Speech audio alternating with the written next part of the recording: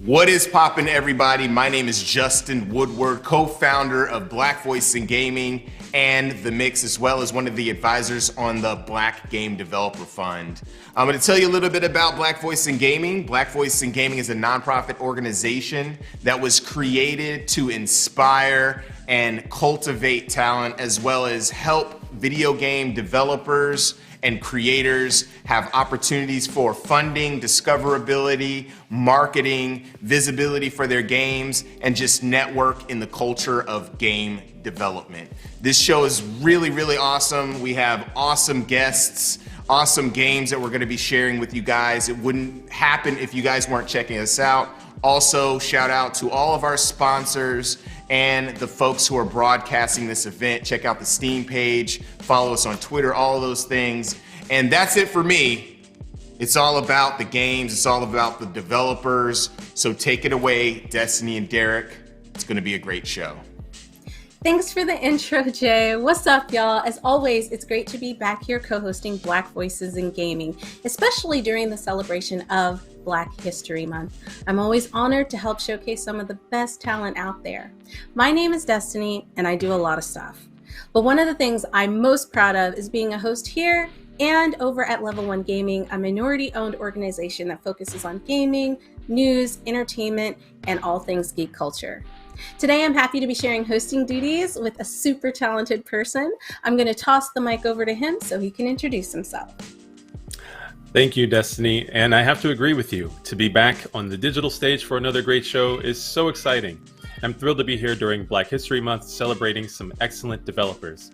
Hello, everyone. My name is Derek Fields. I'm the founder and game director of Waking Oni Games, as well as an advisor to Black Voices in Gaming. Now, before we start, we want to give a shout out to our partners for today's showcase. First, I'd like to thank our silver sponsors for their support. PlayStation. Listen, I remember the first time I got my PlayStation. I had the PS1 and I still use my PS3 to this day. You can't tell me anything. Also, Xbox. I love my Xbox. Xbox Game Pass, give me all the games. Riot. What would you do without Riot? Listen, it's in the name. Like it says excitement. So thank you to all of them for being silver sponsors. And we also want to thank some of our fantastic other sponsors who have been with us since the beginning. Raw Fury, who helped get this series started, from it becoming a showcase to it being a nonprofit organization. We'd also like to thank Razor and Wilson Socini. Listen, I think I got that right. It kind of just rolled off my tongue. Derek, did I get that right? Socini? You nailed it. You're good. Thank you. I feel like I should have like a pasta and wine because it sounds very Italian. But if it's not, I'm sorry. But it does. It just sounds so good. All right. Also, let's jump into our bundles because this is the first time I think we've ever had something like this happen. And if we haven't, forgive me, but this is the first time I'm aware of it and I'm super excited about it. Amazon is supporting us by creating a Black History Month bundle just to celebrate Black game developers throughout their Prime Gaming bundle. And listen, all of these games are so incredible. You have to check them out. Not only is Prime and Amazon helping us, Amazon Prime, but Humble Bundle, who has continued to support us and our devs, they're putting together a bundle. And listen, when I tell you they're putting together a bundle, you better believe that they're going to have some incredible games in there. And they're all doing this to help celebrate Black voices in gaming and just Black developers in general. So we just want to say thank you so much for actually taking the time to put this together. It's really, really important. And I hope everybody grabs their phone because you need to go ahead and grab those QR codes. Like I know your phone is sitting right beside you. And if it's not sitting beside you, you're scrolling on it. Get off of TikTok and grab those QR codes. Now, I know I've said a lot and I just have a few more things to say because we cannot end this without saying thank you to our wonderful broadcasting partners, Twitch Gaming, IGN, Steam, GameSpot, and GameJolt. And speaking of games and Steam, don't forget to check out the Mix event page where you can learn more about Black Voices in Gaming and about the available games. You can add them to your wish list. Remember, that's super important. It always helps Steam's algorithm that lets us know that the games are on and popping and they're super popular and people are excited to get them. So remember to wish list. It helps the devs a lot. And Derek, I know I've talked so much and I know you have some stuff you want to tell us. So please, please indulge the people. I do. While you're enjoying the content provided, we are always encouraging that if you want to support Black Voices in Gaming, the best way to do it is to head to our Tiltify. That's your chance to donate and help support the developers who are being accelerated through programs like these. Also, we have some merch. We're not wearing the merch right now. Listen, we wanted to, but mine's in the wash, and Derek's is, I don't know where Derek's is. I think his is on his son somewhere in the ether. But listen, we have merch. So you know you want to wear Black Voices. And have you seen our logo? Have you seen the design? What are you waiting for? Make sure that you go check out our merch because it's absolutely incredible. And if you forget, don't worry, we'll remind you again later in the show to go check it out. So yeah, Derek, what else do we have for the people? Lastly, you need to follow us on social media. So remember to check out Black Voices in Gaming on Twitter. That's BVI Gaming, as well as Black Voices in Gaming's YouTube channel and Instagram. That's right. There's no excuse, guys. We're on all the best social media platforms. So make sure you check us out. Now, with all that being said, I know we just threw a lot of information at you, all important though. But I know what you really came here to do is to get some gaming and to listen to some people talk about how they've created these amazing builds. So I'm going to introduce our first guest. Listen, guys, I'm super excited about introducing our first guest. He's amazing, incredible, and he has the dopest sweater. Not that I saw him before, but we are going to be bringing up Jace Bosher with his game Little Hellions. And before we get into it, we're going to show you the trailer. Get ready, y'all. It's a rocking good time.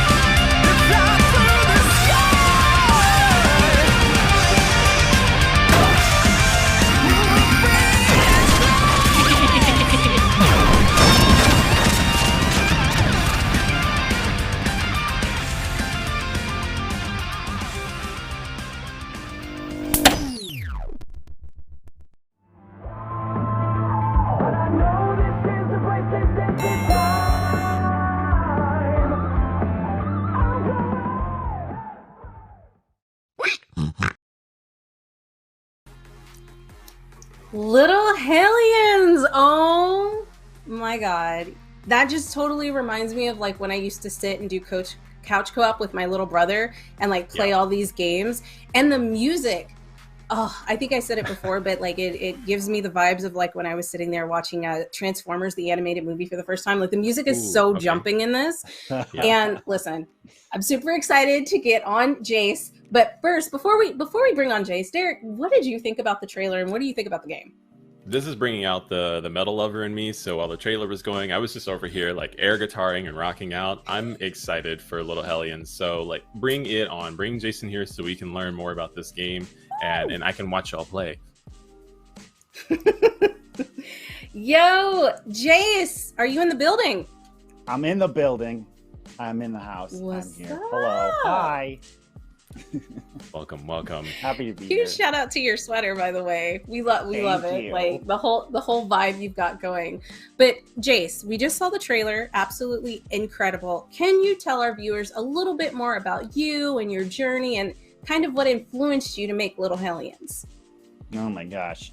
Yeah, no, I'm Jace. I've been working on Little Hellions since 2015, which is a really, really long time for a person to be working on a video game. I'm a solo developer, so I basically learned how to be a game developer over that period of time. And yeah, I started it, like I said, 2015. It was a global game jam game, and the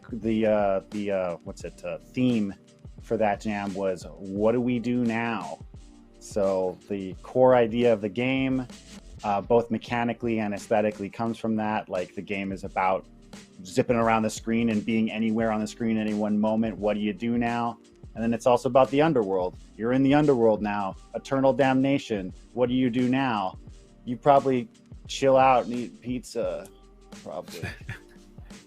Listen, I love pizza, so I would probably be doing that if they allowed us to do that in the underworld. Absolutely. Yes.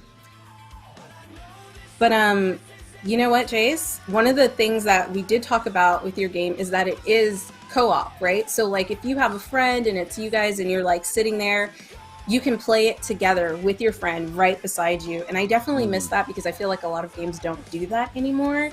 So we're going to jump into the game, and Jace is going to come in the game with me and play it with me. And listen, guys, I know I talk a lot of smack about how great I am at games and how I'm like the absolute pro, but Jace is definitely going to put me to shame.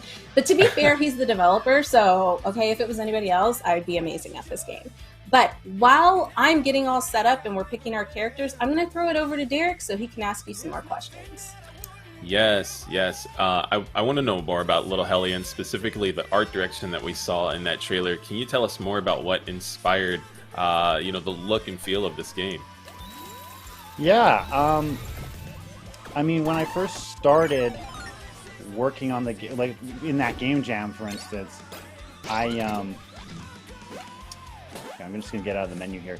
I basically just had a character, like Lucy, the little red character there. She was the first character that I thought of for the game, and then I was like, okay, what would be the world of a game that would support this character? And then the whole game kind of arose from that. Where Lucy came from was like, a bunch of inspirations. Like, I think I was kind of into, like, what was that series? Disgaea. I was kind of into that at the time. I've always had like a from a distance fascination with the Guilty Gear franchise. So like kind of heavy metal, kind of like meets anime kind of thing. And then the rest of it was just like, I like Sonic, or at least I have a relationship with the Sonic franchise, I suppose you could say. So a lot of the aesthetics kind of are drawn from like Sega era stuff. And yeah, it's kind of all over the map. Good. No, I think it's breeding those aesthetics. Yeah. Look, we're not even in the game. He's like kicking my butt. All right, I'm just like running around. How and the game works, huh? Yes, let's do that. Yeah. Before we get too far in here, so so this is like the lobby, right? And so what you can do is, Little Hellions is a fighting game. It's like a party fighting game, but the core conceit is that you can't attack at all. There's no way to actually fight. So what you can do is you can throw this hook out and grab your opponents.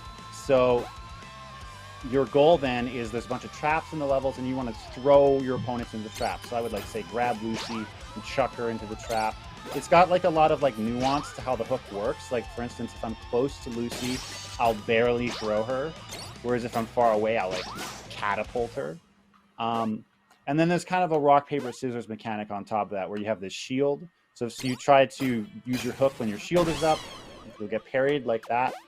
And there's a bunch of like little nuances, but there's very few actual core mechanics. Like, that's pretty much it. But how you use those tools is very there's a lot to learn, And it's got a weird menu system, as you've noticed. I was like, I'm just like jumping around and stuff. you can swap with the person who's controlling the menu and be a little I love goblin. So that's like what that whole thing is. Let's get I into love a Sounds that. like match we while have built-in ask troll. questions. Yeah. Including gameplay in the game menu is something that we don't often see done. So shout outs to tossing that in there. We never would have started if you left it up to me. Yeah. We've just been in the menu the whole time. Would have been Yeah, well, fighting that's in the the menu. thing is that I really need to make a good tutorial because people it is a weird game to pick up because you're like, well, how do I fight? I can't punch, you know. So Right, like right. here, we're the trap in this level is just the lava pit, really straightforward, and you just want to throw someone into the lava. There's items, Or just have them like, walk you know, into the smash lava or anything like by that. themselves. No, I really love, like, okay, so can we talk a little bit about the aesthetic and the art? So you've been working on this since 2015. Is this all you? Like, the art, the characters, like, give us the lowdown. Oh, jeez. Yeah. So, you got me with that answer. Nice. So yeah, I've done everything. That's why it's taking so long. The only thing that it's easier to say what I haven't done. So what I haven't done is the music. The music is licensed from Stryker and TWRP, and got a pretty full soundtrack. And then some of the background art, not all of it. For instance, this background I did, but some of the background art is I work with a guy for, and we go back and forth on. But other than that, like all the character animation, all the programming, all of the level geometry, you know, everything, game design, it's all me, and that's why it's taken so long.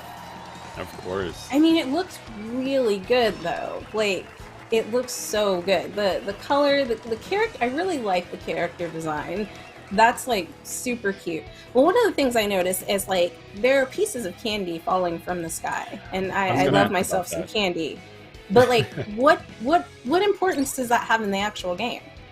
So the candy is imagine like Smash Bros meets Mario Kart, I guess, for the candy. So it's like they're items, but you'll get a random item depending on the category of candy you eat.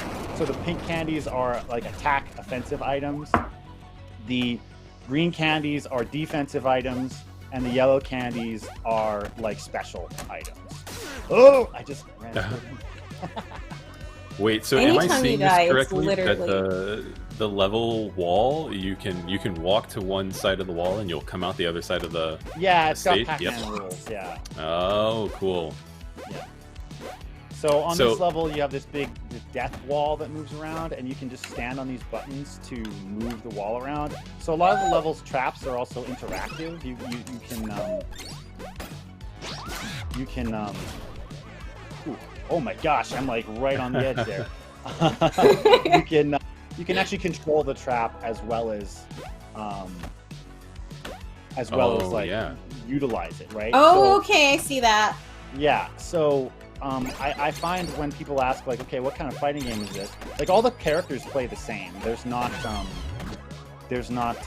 like, you know, unique abilities for each character. So when it comes to matchups, you're almost like learning how to play each level more than you Yeah. are each character, right?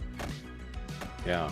Yeah, and, you know, speaking of that, could you tell us more about the levels? Like, what other traps or stages are players going to be expecting to confront with?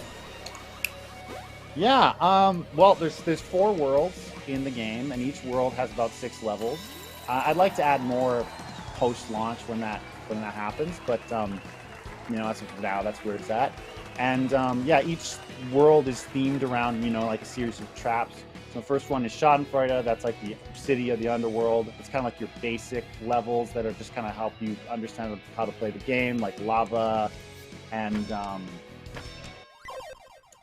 Bomb Pigs, which is like the mascot of the game.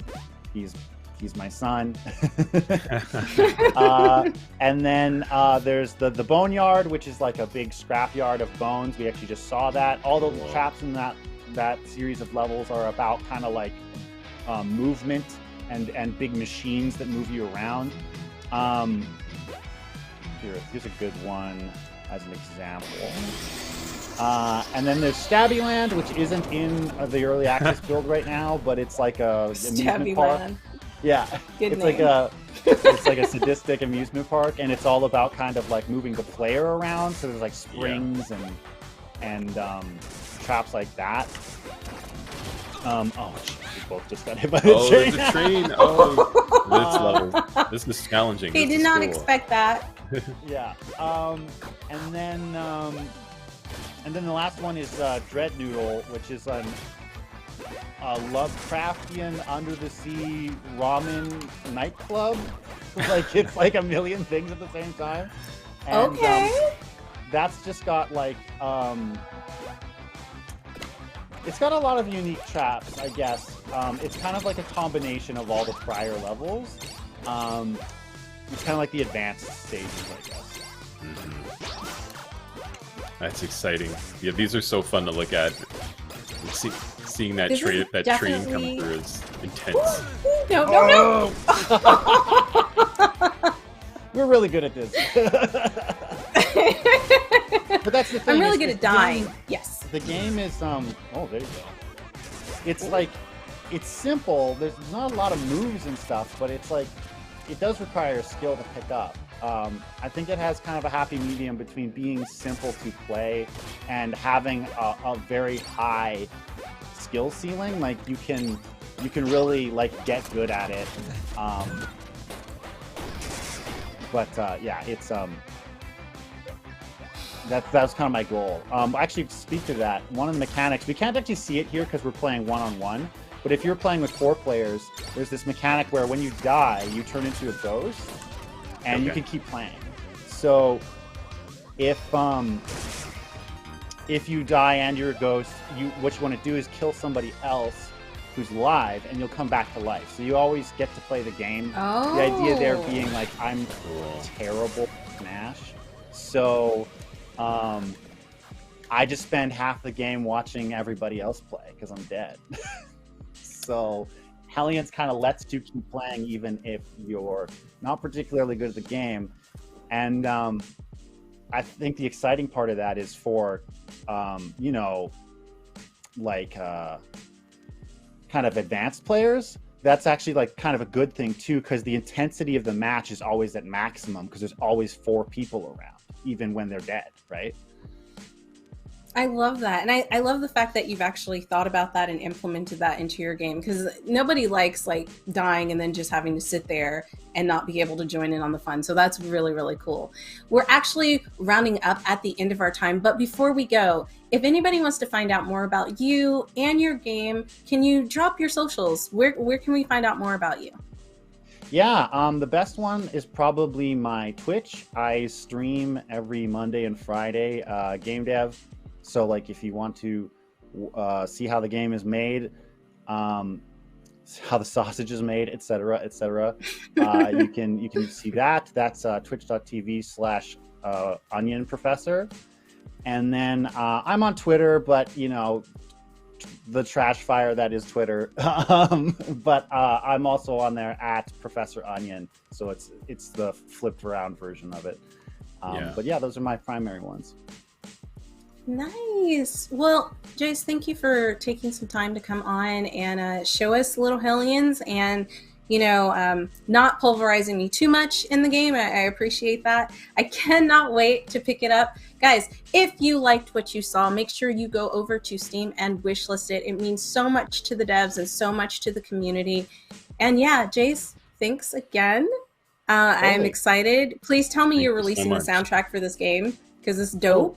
And, on that note, you can actually play the game now. It is in early access too. So if you want to just play, you can do that. Go get your hands on it. Real early access. It's in actual early access, not like early access. So it's not done, but you can play it if you want. Well, you heard it here, folks. Now you have no excuse. Go get the game. Go check it out. And check it out Jace, and rock out. Thank you again. Mm-hmm. Yeah, thank you. We'll talk to you soon. Bye. Wow, that was incredible. I was getting, like the Schadenfreude of, watching y'all play, and missing out on some of it. So maybe that's where some of the name, like sitting on the couch and Mm-hmm. experiencing other people play. Really, really thoughtful, Absolutely. studio name and gameplay. But we're about to head over to Island City, and that's Distraction Machine, where we'll be talking with Latif Martin about their game. And so stick around because we have more gameplay, more talks coming at you next. Can you play something? For their friends and family.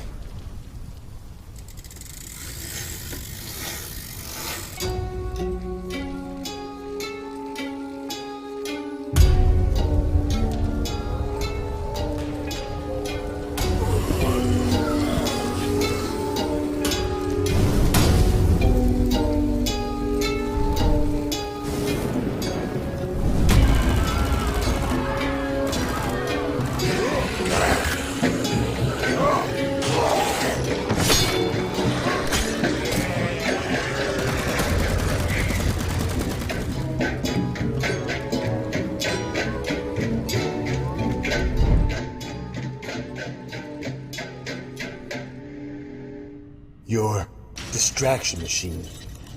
Will it save our people or lead us to ruin?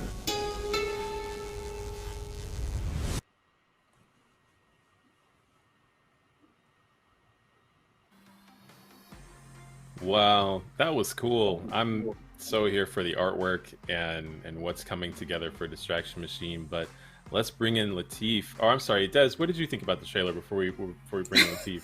I'm like, No I got so problem. excited. I'm just like ready to jump right in. No, I thought it was really cool. It seems to be set in this kind of dystopian world, and we're seeing if music is going to be enough to kind of bring us out of like Yeah. this chaos that's happening, this distraction machine. So I'm really excited to talk to Latif and get to know more about kind of like the journey and the story of Distraction Machine. So, Yeah. Latif, are you with us? I am indeed. Welcome Hi. Hey, what's going on? Great to be here. It's- Nice to meet you. Yes, You nice too. to meet you. It's so good to have you here. Could you tell our viewers, who you are and a little bit about Distraction Machine? Yeah, so I am a multidisciplinary artist. Best way to handle all my ADHD. And the creative director of Miscellaneum Studios. I founded the company back in 2013, and we're a multimedia company. And Distraction Machine is a music composition game where you create music to uplift and inspire your community during a zombie apocalypse. And actually, the game is based on a larger world. It's based on a comic book series that we publish. I am the writer and co-writer and illustrator of the comic. It's called Yeah. Zyle, and the comic takes place 7 years after. And Distraction Machine is actually the prequel. So the comic book is already out. We've had copies. We've sold them in stores and whatnot and conventions. And decided, as a multimedia project, you don't want to tell the same story on different platforms. So we figured, okay, zombie apocalypse 7 years after, because most zombie stories happen at the apocalypse. We figured, what is it like when people grow up? Like, what is it like when kids grow up in that world and like the zombies, the undead is their reality? How do we explore that? And then I wanted to tell the story of what happens before the comic book series. So that's what we did the game. That's incredible. That's what's I up.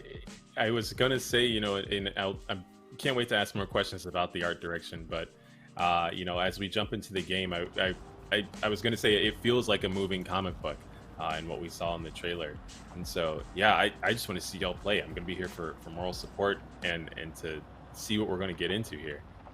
Cool. So yeah, I'm I'll walk excited. you through a little bit because it's just obviously this is still a demo, so there's a lot of little things that you might not get right away because the functionality isn't all there. But yeah, Listen, So- I am just hyped that our main character right here is a woman and a woman of color. Like, absolutely love that. I want to see that in more games. So I'm really excited that you have that.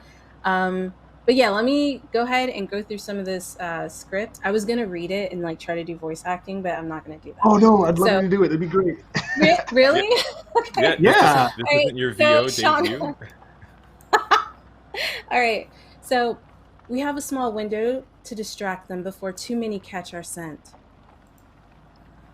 Kalu threw a mobile machine together for you. Doesn't have the bells and the whistles of your setup in the lair, but it'll do. Now get on the truck and lead that frenzy away. All right, Shauna, we're ready. Yeah, So, that was good. thank you. Very nice. What should I pick first? Like, wait, what? I barely know what I'm doing, which is me. That is me. So I feel like that's the one I should go with as I try to save people. But just to, give everybody a look, the other Yeah. options are what kind of beat should I use? I will build a soundscape these rabid ghouls cannot ignore. That was nice. But we're gonna go in with the what? game, yeah, Go ahead. yeah. I'm sorry. No worries, no. So throughout the game, you have 2 to 3 options to respond with, and the dialogue choices help guide your journey. There are 4 different endings to the game, so depending on what answers you reply with, it'll lead you down a certain path. And the 3 different ways that you can play the game is either of a more communal vibe, or more of a survival instinct, or more of a fanatic. We're not going to tell you which dialogue choices are which, but for example, Shauna is a community based, as you can see from the logo right beside her name. It's the logo for community, and the idea is that you're giving, exchanging, and it's an infinite circle of giving and taking. So that's what that symbol requires, or rather represents. So, but yeah, I mean, go with whatever one you feel. Yeah, I'm gonna go with this one because I having everybody depend on me. It's a little scary. Look, we don't need a 5-part magnum opus. Just make as much noise as you can. That I can do. All right. All right. So, okay. What should I play? Or I'll do. You know what? I'm gonna go with I'll do my best because I will. That's all I ask of anyone. All right, Shauna. Ask the fighter guarding the truck for some input. They know the feeders better than anyone. All right. Long live the fighters. Long live the fighters. And she said, yeah, sure, just go. Dang, Shauna, like, she didn't we match were on your the same energy. page. Yeah. All right. Get going. I'm going. Okay, so Ahoy, who are you? How do you say his name? Hidavar? Hydavar. I got an interesting story about Okay. that character, so I'll tell you later. Well, I can tell you now. Just really quick, Hydavar is a character that actually exists in the comic book series, like 7 years after the story. And when we did the comic book, we did a crowdfunding campaign, and people, depending on how much they gave, became characters in the comic. So we would give people a character profile form to fill in what's your name, what your strengths and weaknesses, what weapons. And this person came up with this character called Hydavar, who is basically a dude who exists as a Viking within the world. And so I decided he's such a cool character in the comic. Let's see how he started out in the world of Distraction Machine. So super cool. Oh, that's dope. Yeah. I love that. Yeah. So like when you're playing this game and you start off, do you go through each character's dialogue that's on the screen? Yeah, in this case, for example, like when a person has a request to help them on their missions, there's criteria, and there are different people that will give you criteria. So this is where we're at now, where we're getting criteria from the crew. All right, so this is Hydevar. I'm not even going to try to do a guy voice. All my guy voices sound like stoned, like surfers or something. I don't know. I can't really do very good ones. So you hang out with stone surfers. Okay, that's all good. Yeah. You know, Cali life. Ahoy, who are you? Okay, so I'm running the music box thingy. I'm just passing through. The Temp Bard, and I am the one they call Distractor. Who are you? Love that. I'm gonna go with the first one. Bards are good for nothing but victory songs. All right. Shauna wants my help. Will? Enough with your witless prattle, Bard. Dang, no, these people are mean. Okay. These unholy abominations swarm to the sound of a heartbeat, so use drums. Okay, that makes sense. All right. So next I would click on Talk to her. her. You're talking to Naila, yeah. Okay. Naila the Bladesmith. She has nothing to say. She is not interested at all. She's that tall. She's that strong, mysterious type character that you see in anime. She really had nothing to say. Okay. Word. Bomani? Yeah, Am I saying that right? Okay. Yes, you are. You've got some big beats to fill. I hope you're up to. Oh, I hope you're up to the ask or task. I didn't say ask. All Same right. thing, actually. But yeah. Yeah, yeah. I'll give it everything I've got. That might not be good enough. Wow, the pessimism. I'm gonna do my best. Maybe I maybe a bang. zombie apocalypse world, comes with a lot of pessimism. You might be I the would think optimistic so. drop in the ocean right now. I don't Yeah. even know what I would do in a zombie apocalypse world. Make music, maybe. Uh huh. There you Also, to go. give you a little context, also just quickly give you a little context. So you're the newcomer. You're coming in as the new distractor. Their distractor sacrificed their life to save you. So basically, you're Oh, coming in as a new distractor. Like, okay, who are Mm, you? I don't think you can do the mhm. job. So everyone's like, okay, dude, or any that makes whoever you are. sense. Yeah. That So makes now you sense, you have a little especially if the context. guy they knew before, sacrificed their lives for me, and they're kind of like, I could see that. I could see that. Feelings are Yeah. hurt. All right. I bang my chain rings together when hunting feeders. Really gets them riled up. Use a percussion like a shaker in your music box. Okay. All right. So now, Yeah. after I've talked to everyone, what's the next Mhm. step? So now you go to your music box. You go to the distractors layer. So the music box icon is the one to the right. To the far right. Yeah. This one right here. Oh, No, what? the diamond. This one. Oh, the Go diamond. down. Yeah, go down and go to the right. That one, I yeah. see There you it. go. Yeah, Okay. yeah. So now you're on the All right. truck, and so now you see you have your criteria. You have 3 criteria to fulfill. You've got your music box, which has 4 spaces in it. You have different music boxes throughout the game, different sizes, different types of different shapes, and you have your inventory of instruments on the side here.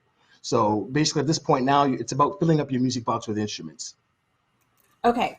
So I know someone said something about drums. I'm okay. I'm gonna pull some stuff in. Put that in, baller, and this. And Like, can you yeah. use like two of the same, or is it better to use You like could, as many but different? Okay. it might be, And yeah, you could, but it might be a good idea. So right now music. Bomani suggested using a percussion instrument. So I would say you could take out one of the horn gardens. Okay. You drag it off, and then you can go to the menu here and go up and down, and just the button here, up top, the down Up button top. yeah, yeah. So the one just below, right there, yeah. Got it. So you're gonna go down, and you're going down to the oat shaker down there. So you can grab that. Oh, so that would be That's considered literally my percussion. breakfast. That's a can of oats that I took and I shook and I sampled for the game. All these instruments Oh, are that's actually so based on real life cool. instruments. Yeah. Okay, So all these cool. instruments That's are based on dope. instruments I've built or have sampled in the studio. Which is really, really cool. And I think we're gonna talk about that a little bit because you have some in your background. But all right, let's Yeah. make our first beat so we don't get eaten because that's what I'm Oh worried yeah. about. I don't want to You're let not these you're people not quite down. finished. You're not quite finished Oh, because okay. everything has to be connected with chains that lead to the crank. The crank is the heart of the music box. So you're gonna go down to your menu. You're gonna go down first to your batons, your noisemakers, My because you have a noisemakers. noisemakers is the second button. That one there, There we go. right? Yeah, so you're gonna grab one of the noisemakers. I suggest either Kalu's mallet. Actually, Moko's brain piercer would be good as well, the one on the bottom. And so Okay. each of the noisemakers fit in the nodes. The nodes are the spots at the corners of the frames. But as you can see, Got it. you see the logo here matches the logo there. So you want to drag it where you see the noisemaker logo icon on the music box. So you see there's 4 of them there. There's 4 like kind of red circles that are Yes. kind of shimmering. So you want to drop it on one Right of those. here. Yeah, perfect. There we go. Cool. So now that's the only instrument that needs a noisemaker. Next, you gotta connect them all with chains and the cranks. You want to go down to the drivers on the menu, which is the Okay, so third the button, drivers, the third button, got it.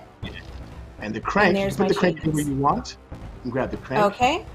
Hmm. So I can put the crank anywhere. So I can put it here and we're good. Yeah. Oh yeah, Okay. that's gonna be interesting.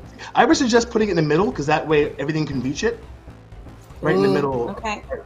right center of the frame. So like one spot Oh, down. right There you here. Okay.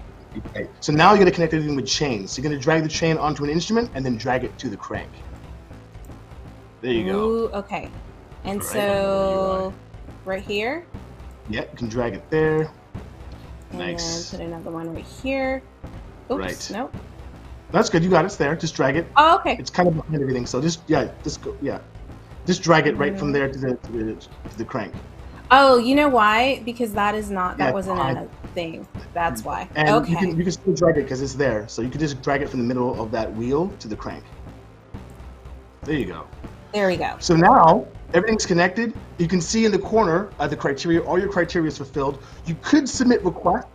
You can submit request, but you could also work on some music. So for now, you can do a little preview. You can grab the crank and spin it counterclockwise, the other way around. Yeah, and then you can hear a little preview how it sounds. You can just let go. Oh, word. Right. Oh, Right. that's kind of dope. Yeah, yeah. So now you Okay. go to the center button up top, which is the composer. We're going to open up the composer. Each instrument Okay. has its own. Sorry. Each instrument has its own default loop, and it also has its own loop library. So now you have the play sheets. Each instrument has its own sheet of music. So the bar here, you see the bar that kind of curves at the top. You can drag your mouse along up and down the bar. This Push one? right to the right of you. Right, the bar that's vertical, like the silver bar here. Yeah. On the bar itself. Yeah. You On can the go up bar. and down. Oh, okay. Yeah. You can move, Oh, right? okay, okay. I see that. And what Yes. you just did by mistake, which is actually really cool, is you hit the trash can icon and you deleted all the notes that are on the sheet. But you can add your own notes. It's perfect. You can add your own notes, or Okay. drag it down a bit, drag the sheets down a bit, so you can see the title. Mhm. Click on Oat Shaker, the word itself. Click on the word Oat Shaker on the and now that actually Oat Shaker doesn't have any loops. We didn't add any yet. But if you go to the bass Lithelium, for example, the next one up, that has a bunch of loops. Okay. Right? So you can Oh, add your and own so loop. these are already Oh, okay, okay, Yeah, okay. 'cause the goal for us is like no matter what your music proficiency, you should be able to create music that's fun and easily. So there's a bunch of loops, you can mix and match, you can write your own music, and yeah, so there's a bunch of different types of styles of music. I have a background in music, so and I've jumped from scene from hip hop to the industrial nights. I've gone to raves and whatnot. So there's a lot of different types of genres of music in there to play with. So yeah.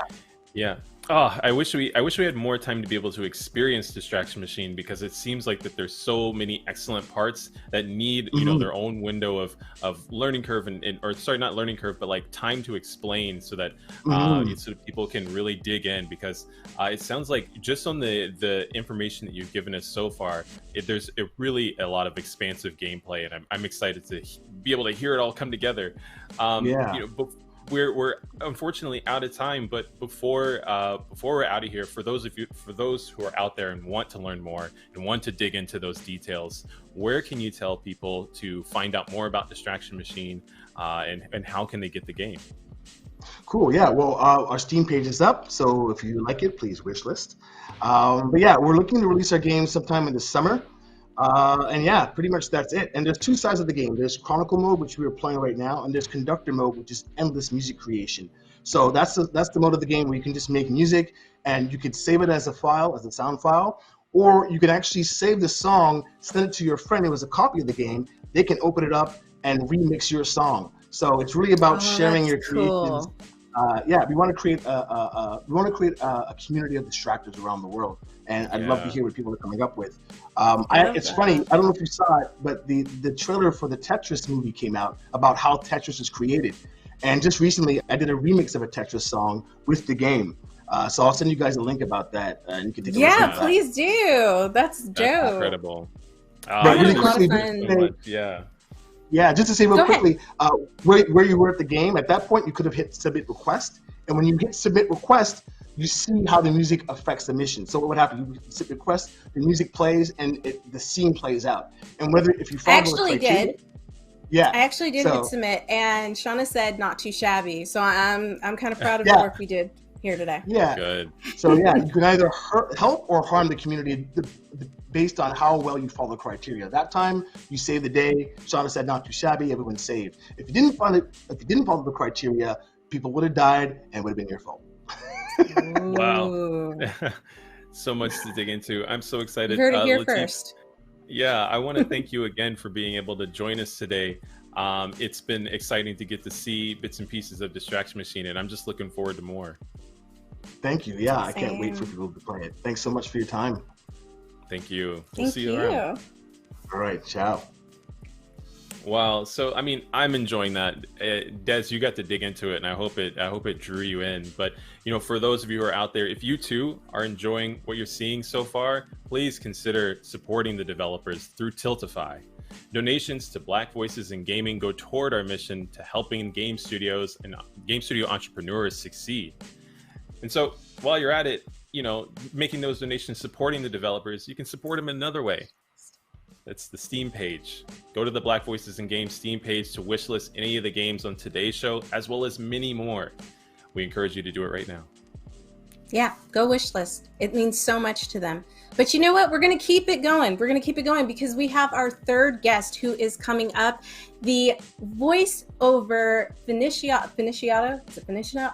It doesn't matter. She's amazing. She's incredible. Queen Novine, who is voicing our girl Layla in Redfall, is up next. Let's check out the trailer. Let's.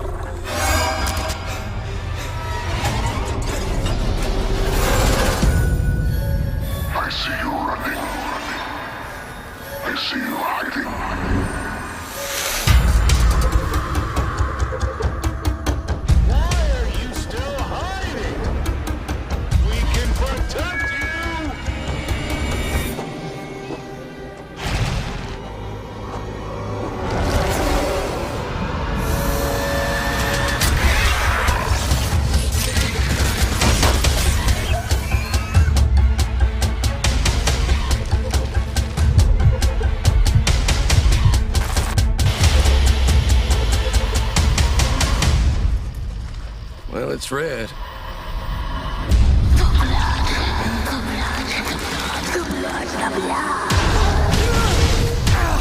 It's on me!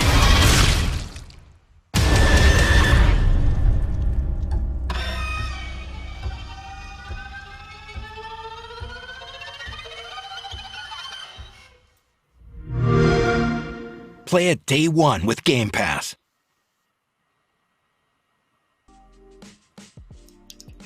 Yo, I remember when that first aired last year when I saw it, and I got super excited because I saw a Black female character and she was just bad to the bone. Like, she was incredible. And so, Derek, tell me, how do you feel about Redfall? Like, are you ready for it? Yes and no. Look, I am a big fan of immersive sims. I love the stuff that Arcane puts out specifically. Prey and Dishonored are huge for me. And so when Redfall's trailer came out, it was the same vibes. And we got to see the character on screen, Layla's amazing hair, like everything's perfect. I'm so excited for it. I mean, like, you took the words right out of my mouth. But listen, what's even more exciting and what's even more incredible is that we have Queen Novine, the wonderful, the amazing, incredibly talented voiceover artist who is Layla in Redfall. Queen Novine, are you in the building? Are you here with us? Hello, yes I am. Thank you guys so much for having me. Oh my Thank God, you. it's a pleasure. Thank you for, I was about to say the same thing. Thank you for taking time out of your schedule to be a part of this and help us celebrate Black voices in gaming. And you know what? It kind of like fits, right? We're talking about Black voices in gaming and you're a voice actress and you're doing your thing out there and you're basically holding up this whole representation that we really want to see, like the diversifying of the game industry. So let's kind of delve into the story of you. Like, have you always wanted to be a voice actress? How did you get into this? Actually, I didn't even really know what voiceover was when I was younger. I started in theater, in live theater, and performing in plays and stuff, and did that all the way up until college. But throughout my life growing up, everyone's like, "You have such a great voice. You should try voiceover." So where I took acting classes, they had a voiceover class. Finally decided to jump into that. Took that for about a year, and after that, I signed with a voiceover agent, and my career kind of just took off. So voiceover kind of snuck into my life, but I really like what I've done so far and where I've ended up with voiceover. So yeah, it's kind of like a natural talent I didn't know I had, and I'm using it to the best of my ability.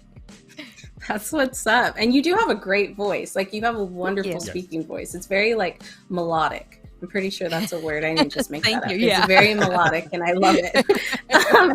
But like, I don't want to ask all the questions, because I will. Like, I could talk for hours to you just about everything. But I know Derek has some questions too, so we're going to go back and forth. So I'm going to throw it to Derek. Derek, cool. What's up? What do you want to ask? I mean, there's where do I begin? You know, you shared Right? a little bit about you know, how you jumped into voice acting. You know, let's talk about Layla. You know, that's what brings you here. And so, what was it like to play as Layla? Was this your first video game character role? But you know, give us the details. Yeah, so I've done a few video games before this, and stepping into Layla actually was not that hard. I pretty much easily related to her. I mean, one, she's a black female, I'm a black female. We both have like that poofy kind of curly hair, same kind of facial features, and just the personality and who she is. She's very sassy, she's smart, she's got student debt, I got student debt.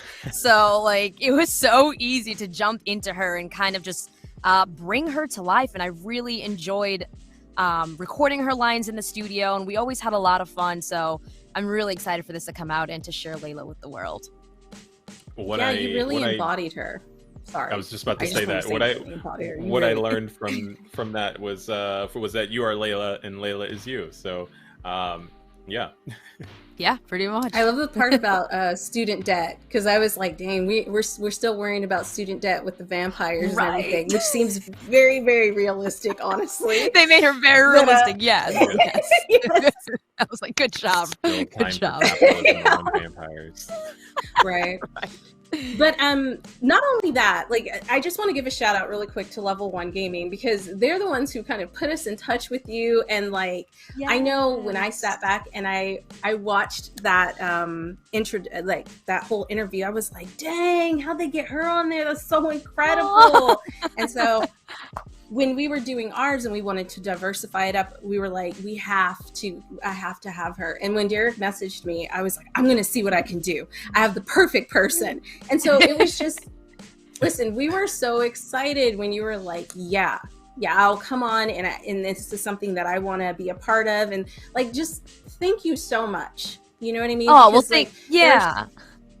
Yeah, it's absolutely incredible. And before I throw it back to Derek, I know you've done voiceover work, but I know you're also doing other things. And I think that's really important for like our viewers and our listeners to see that, like, it's not just voiceover. Like, you use your voice in so many different ways. And you recently just did something that was really incredible that I saw on Twitter.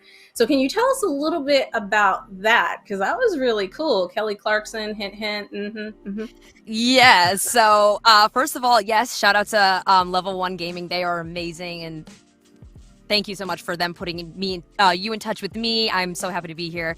But yeah, I got to be the live announcer for the NFL Honors. So basically, that's like the Oscars for the NFL that they have every year. And it was held in Phoenix, Arizona this year. I headed out there. I was able to walk the red carpet. I was there for 3 days of rehearsals. Got to meet Kelly Clarkson herself, and she's the most down-to-earth, humble person, like celebrity that I've ever met. I mean, she just hugged me, came right up to me. She was like, "Oh my gosh, I've never met someone as short as you. You're as short as my mama." And I was like, yes, I am. Cute. Yes, Kelly. Yes. But she was amazing. Voicing the NFL Honors was amazing. I'm not so much into football. My fiance had the best time of his life because he knows all these football guys. So I was like, this is really for him. You're welcome.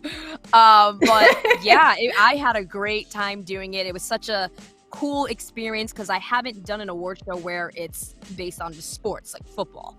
So that was definitely something cool that I got to add to my books. But it was an amazing experience, and I'm glad I got to do it. That's what's That's up. so exciting. I know when I saw it, I was like, you did a little clip, and I was like, she's so excited when she's doing, like, the energy that you put into it is just like absolutely incredible. And I know like that's something that you have to keep up, even if you're not feeling like you're super energetic. And I think one of the questions that Derek had put down was, could you talk a little bit about the challenges that come with a role like doing voiceover work and things like that? Yep. So for voiceover, specifically, let's say you do like live announcing. Live announcing, there's really no room for mistakes at all. So you have to be on top of it. You have to be able to take change on the spot. You have to be brave and courageous because you're live announcing a show that millions of people are seeing at the same time, and you have to be on the ball. So it's very nerve-wracking for a lot of people, but for me specifically, it's thrilling. I thrive in the chaos. I love it so much. So it's awesome for me. But when it comes to like animation or video games, say, you have room for mistakes. You have rooms for to do new takes or figure out a new way to say this line or that line. So you have room for imagination, basically. So the room is basically yours. You can play around, have fun with the character. I want to make sure I got your question right. What are the challenges you had said? No, that was great. Okay, that was really good because I'm thinking like, if you're doing something live, I know when we did the live Black Voices in Gaming, I was so nervous because there's no like, hey, let's do that take again, right? Like it's just if you flub up, and you just keep going. But like part of it is like not making a big deal that you made a mistake because usually people don't catch on to those mistakes. It's in your head how big it is. So so you have to not get worked up in yourself. Exactly. You have to just be able to improv on the spot. If you make a mistake, pull right back to it. Like, so taking improv classes as well definitely helps with that. Yeah. These are some good tips. Derek, what do you have? No, speaking of tips, what for those who are out there listening to this interview and feeling like a video game or voiceover or cartoon voiceover, any other aspect of it is something that I want to jump into, what would you say to somebody who is aspiring to start a career as a voiceover artist? So this may sound like a generic basic answer, but it's very, very important. You have to take classes. You have to know what you're doing before you jump into a career that you don't really know much about. So taking classes basically will teach you the basics of voiceover, the terminology, techniques, how it all works. You have to really know what you're doing, and that is the first step in getting into voiceover. And from there, they can help you create a demo. They can help you submit to different agencies. So I think taking classes is definitely an important step into getting into the voiceover world. You have to also be able to network with people because Hollywood is all about networking. So you have to get yourself out there. You have to submit. You have to go to these workshops and these classes and these events and conferences. I mean, if you want to be in voiceover, you have to be all in it. There's no halfway or I'll try a little bit and see where it goes. You have to be all in it. So it definitely takes time, energy, money, sleep, but take care of yourself. And if you want to do it, go for it. Yeah. I love that. I hope you guys are listening. Like, it's going to take some work. Like, this is not something that's going to happen like overnight. And I think a lot of people think just because they have a microphone and everything, they can just like go for it. But like, I love the fact that you also brought up networking because a lot of people will talk about, you got to go to school, you got to take classes. But not only that, you have to network. And networking is, I think the seed of networking starts with the people that you're in class with, right? Like, you just never know who's going to meet someone else. So like, for example, everybody knows Justin because Justin is the one who kind of helped put this together. But I met Justin in college. I used to like hang out at his place and I've definitely crashed on his couch before. And like to see how far he's come to putting something like this together, it really is. Do not look at everybody as your competition. That is what I'm going to say. Yes. Please learn how to network. That is so important. Yes, exactly. I agree. I agree. I'm so glad that we highlighted, how to some of these important values in getting involved.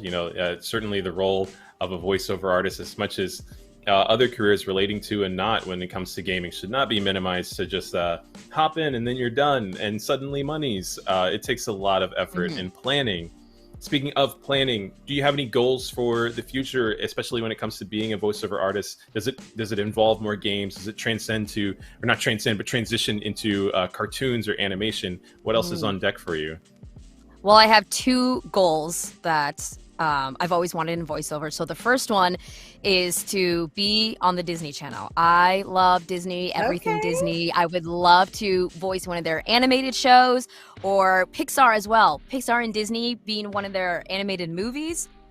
I would love that. I mean, this is my only tattoo. So Yes. it has to be Disney. Love everything Disney. So that has been my goal since day one. So definitely still working towards that and working on that and hoping to make that a reality very soon.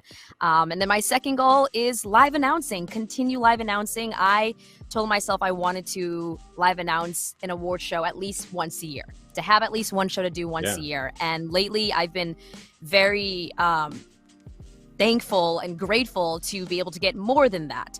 So I definitely want to stay on that path, stay on that road. Again, like I said, I thrive in the chaos. So I want to keep doing live announcing shows and to try my skill at different kinds of shows as well. Just like sports was my first one at the NFL. Would love to do more. So yeah.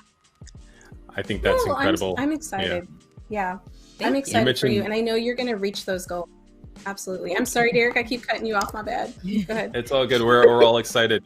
No, you mentioned the Disney Channel, and I can't leave this conversation without at least chiming into that old "you're watching the Disney Channel" moment where they had the celebrity and like trace the Disney logo. With the wand. Yes. I always practiced it. I was like, I'm gonna get this mouse right. I got it, guys. That's how it goes. So we give you that motivation as we conclude our conversation for today. That's going to be what you'll do with Disney. Yes. That's gonna be the end goal. I'm ready for that.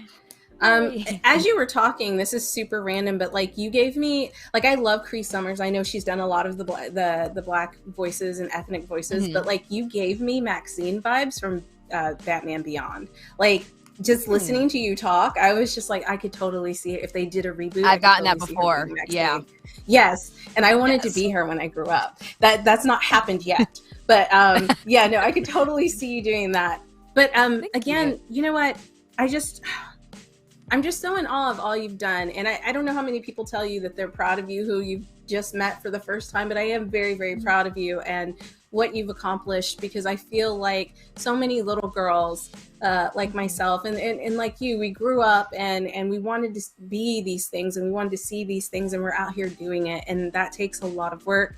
It takes a lot of dedication. So from one creative to another, I appreciate all that you've done. And again, I just want to thank you for taking time out of your schedule to come on and talk to us about your journey and about Layla. And guys, don't sleep on this game. Definitely get the game. Even if you're terrible at it, like just get it and support and just be a part of it. I mean, like, I know I'm terrible at first person shooters, but y'all already know which character I'm playing. So right. Same though. I'm going to be playing Layla.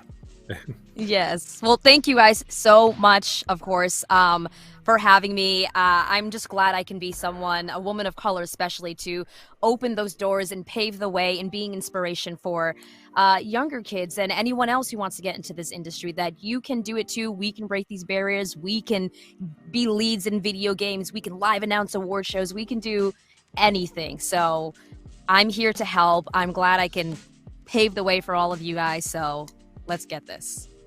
No, that's what's up.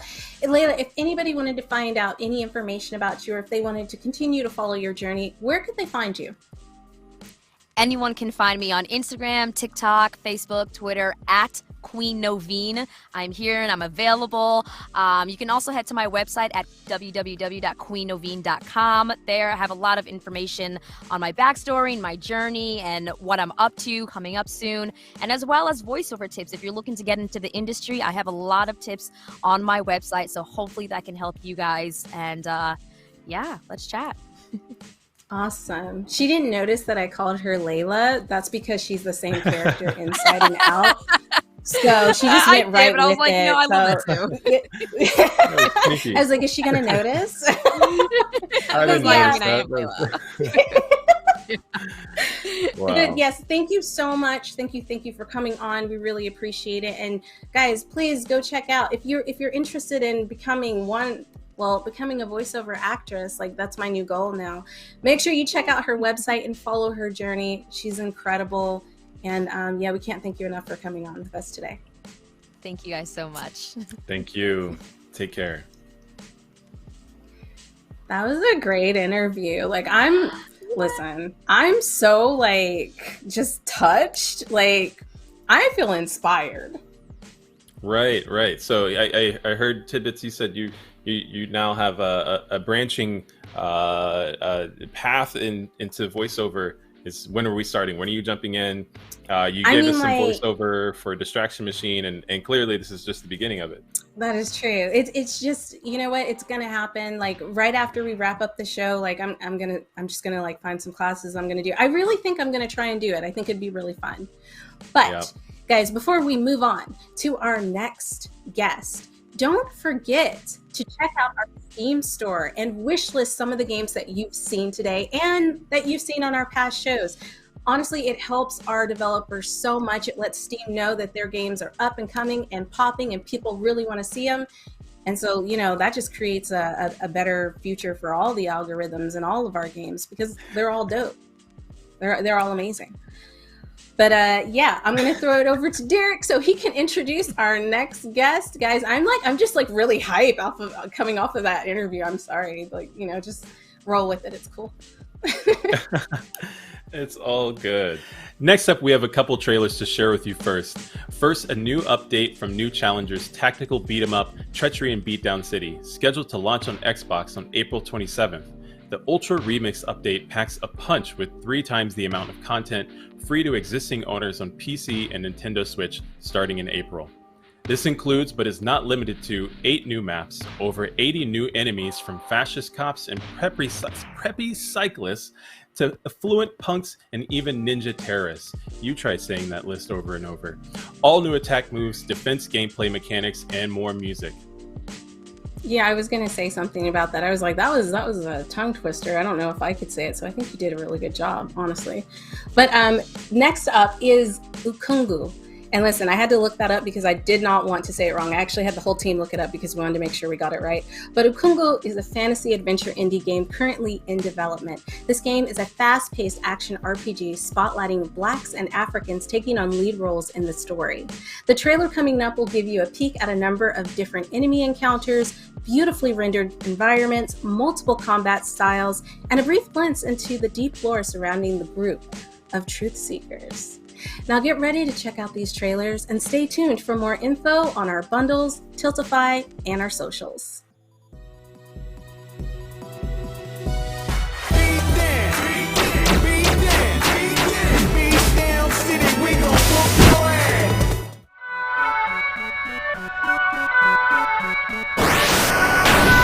Moneybags News Network proudly presents your #1 source for your current events. Of course, with a little of my commentary sprinkled in. Oh, we got a guest today. Before I bring him in, Beatdown City still wildin'. Run by some tyrants whose lifestyle the foulest. Law enforcement so childish. Knowing it's wrong, but they won't do a damn thing about it. Residents gone, a victim of kidnapping. We keep screaming and still nothing happens.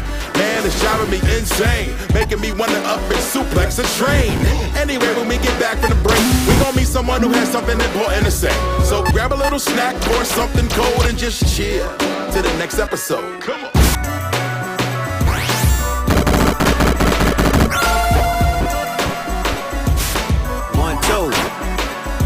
Revolution! Untelevised tonight, cause it's money bag news with the lies you like. Look at the bad news fighting on a Friday night. If you call it bad news, you're right. I'm providing the coverage for once. Tired of rubbish, and my foes getting wise to the lies they publish. Conflicted interests, some conundrum. They run from the source where the funding comes from. You know what really grinds my gears? When the president disappears, ain't nobody saying shit is weird. We gon' make it all crystal clear with baseball, baskets, and spears. I got the key to the sound, the beat down. Rage unlimited, reach down. I'm standing on mine to beat down. We could reach down, brawl to a pull apart. Mess around, find out Boulevard.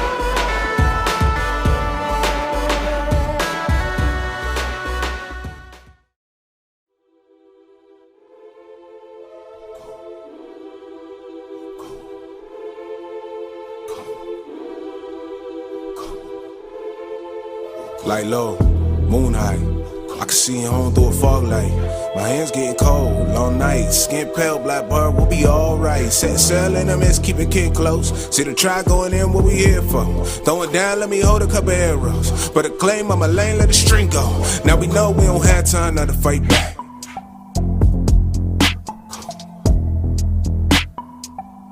Breathe. We don't have time now to fight back.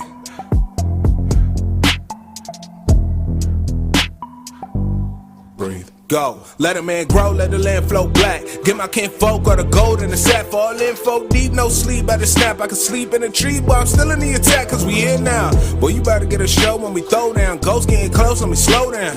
Whoa, gone looking for a throw now. Till we gone, if it's water in sight, then it's on now.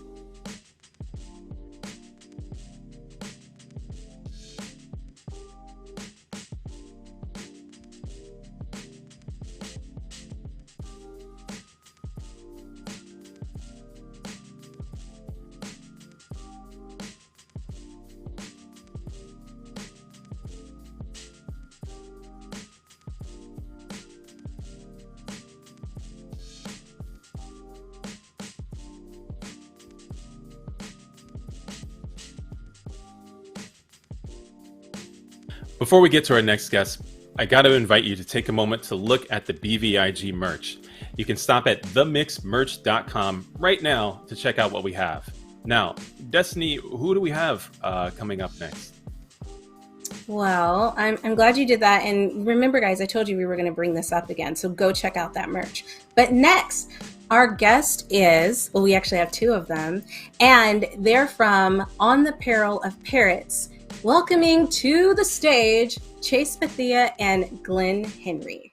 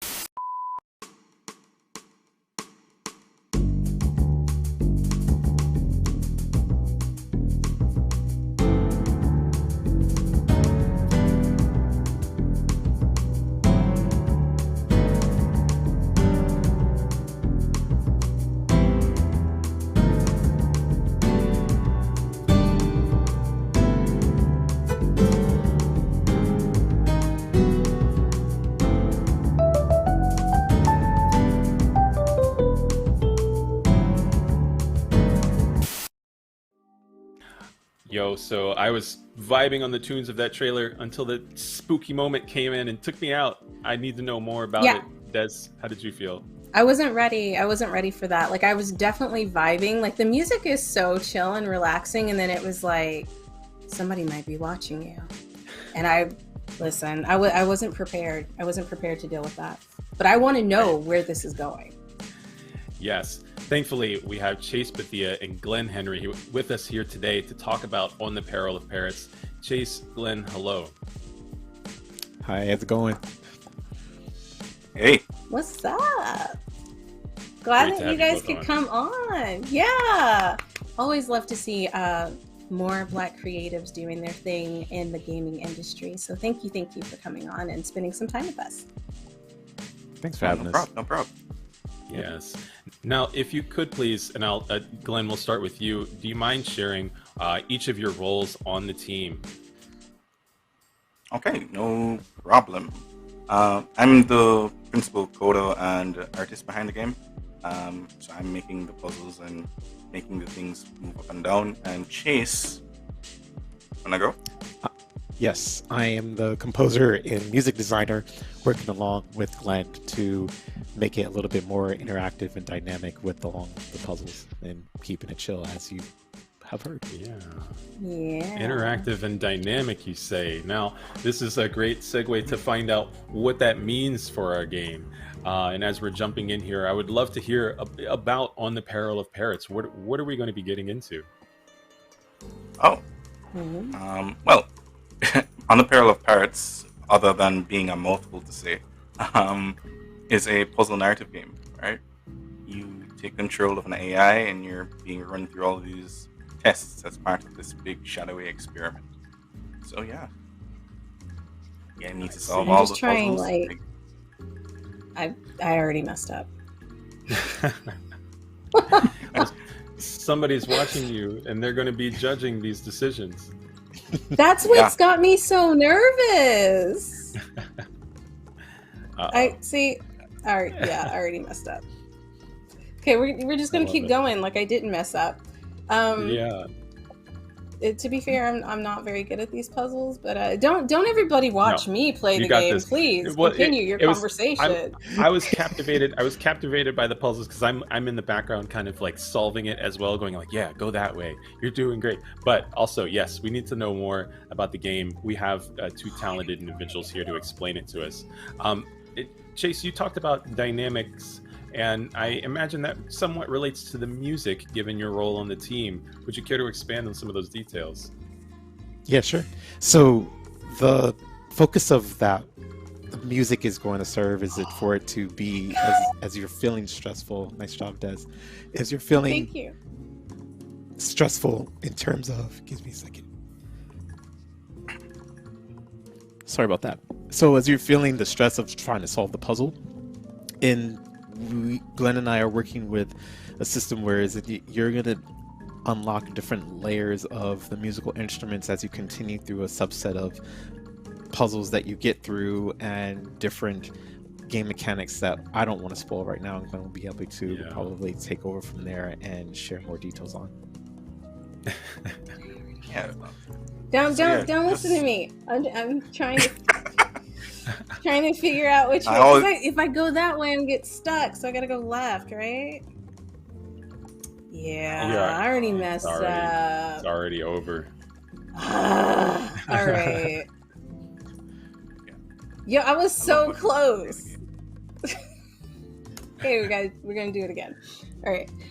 Guys, listen, this is the most nerve-wracking I've ever been, like, in playing a game. Because everybody's, like, just watching me, like, constantly. Like, I know because you've designed it, you're like, she already messed up, man. Like, look, I know I already messed up. Stop. Nobody good. Watch me. Nobody. No, like, look away. Avert your eyes. Shot. We will stick to talking about these mechanics. To that point, Glenn, what else can you tell us about this game? What sort of challenges are players going to be getting into? All right, so the game itself is pretty simple, pretty straightforward. You're supposed to find a critical path for each of the puzzles, right?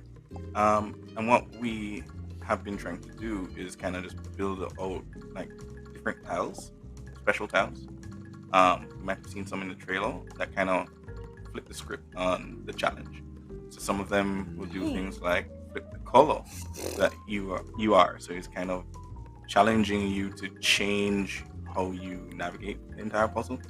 Some of them are like locks and keys. That's a different way. But the idea is to kind of hit that sweet spot between like difficulty and zen, like kind of thing. And that's one of the reasons why I reached out to Chase to kind of. I've worked with him on some previous projects, and I have confidence that bring my vision to life, which is this chill experience, a slightly zen, but at the same time slightly frustrating. Zen, he says. And yeah, watching people play is like a thrill, like because even though I designed the puzzles, and Chase and I have gone back and forth on a couple of them. Seeing people find these new solutions is like great, because even I don't want to give too much of a hint, but even the way that Des here is solving it. I'm like, this is really interesting. This I is am not how I- trying. You're doing well. You're doing well. It appears to be going well. No, I already know I messed up now. But see, the cool thing about, I think what Glenn is talking about as well, is that so everyone solves it a little bit different.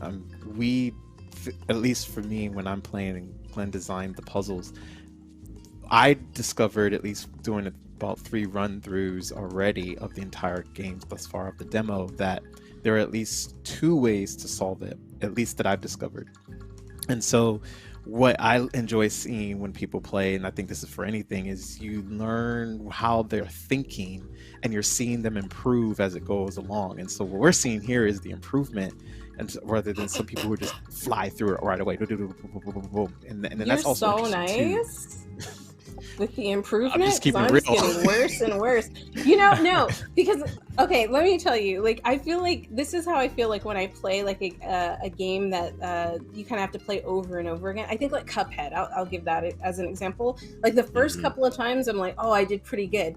The more I play, the more I get frustrated, the more I mess up. So please, guys, when you play this game, don't look at it as like this is what's going to happen to you. This is a flaw in my personality. The more I play, the more I'm like, ugh. Now, speaking of now I'm just trying to find all kinds of ways to get through this. But go ahead.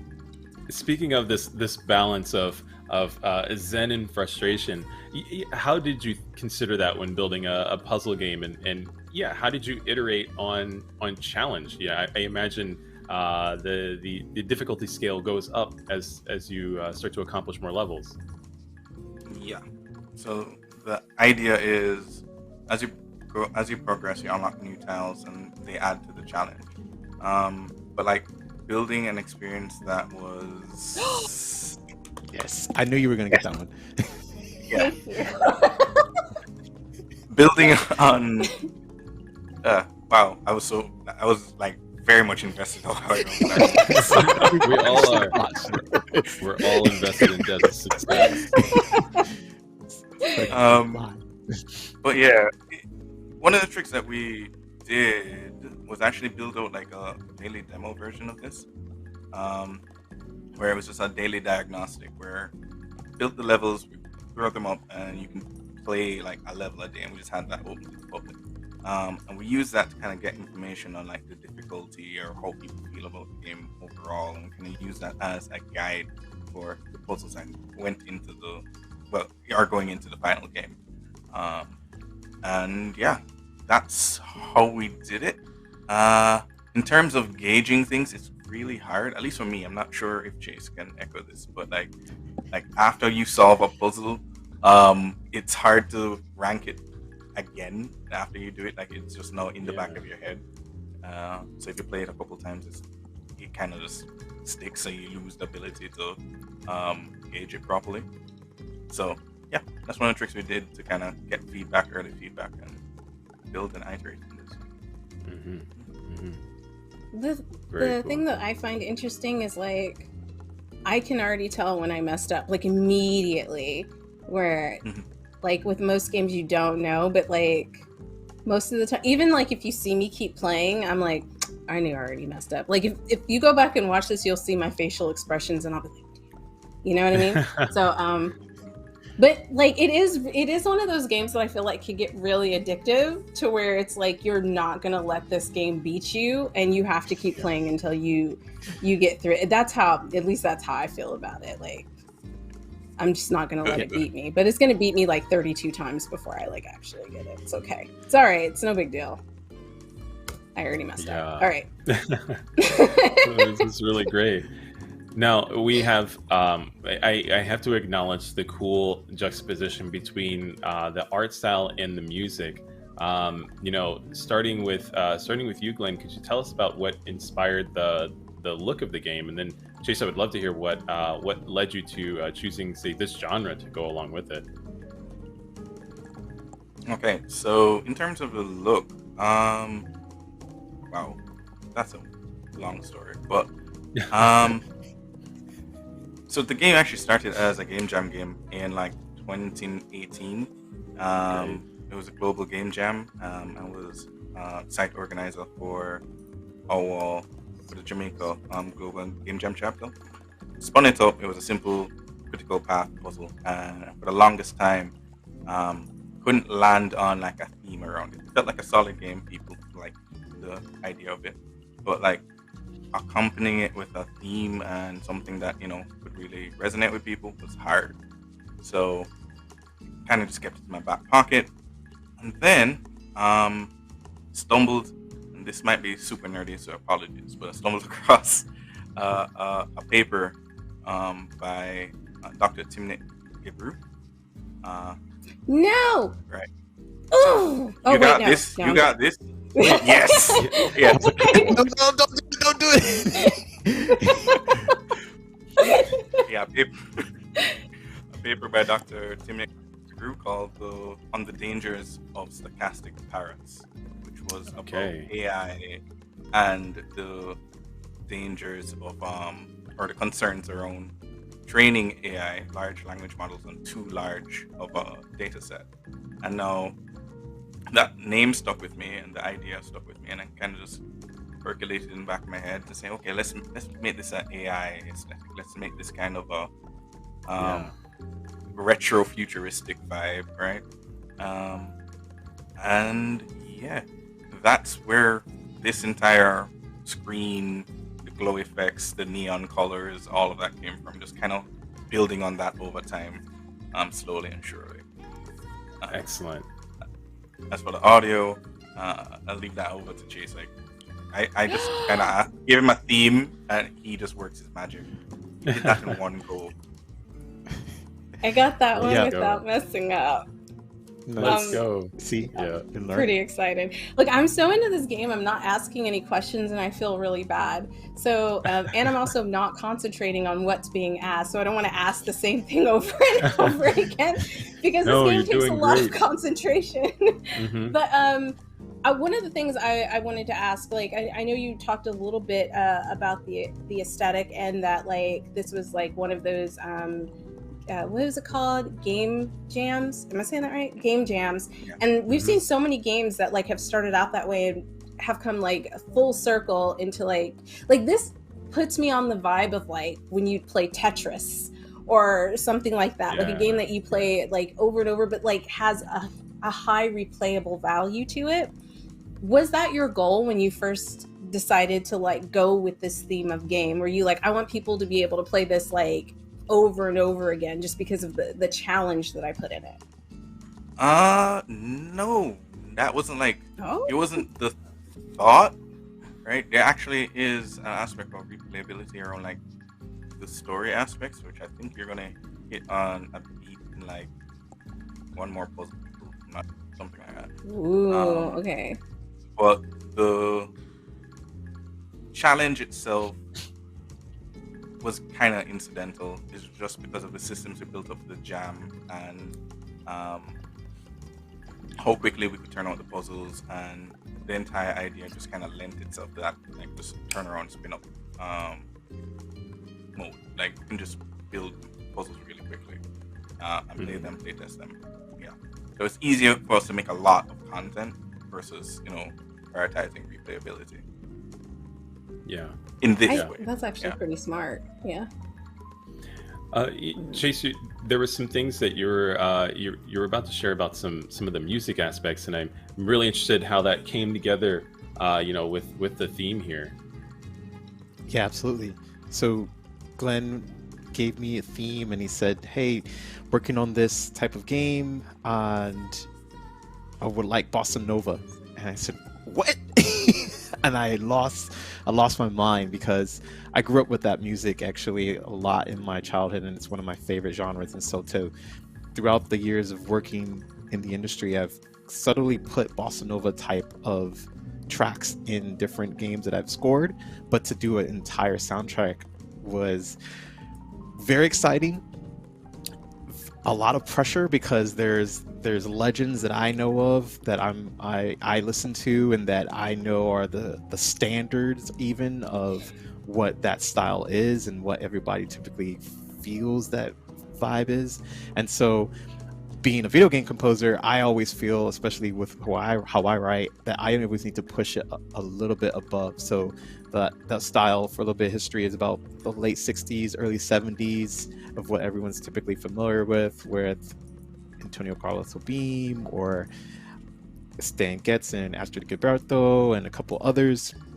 And so I also am trying to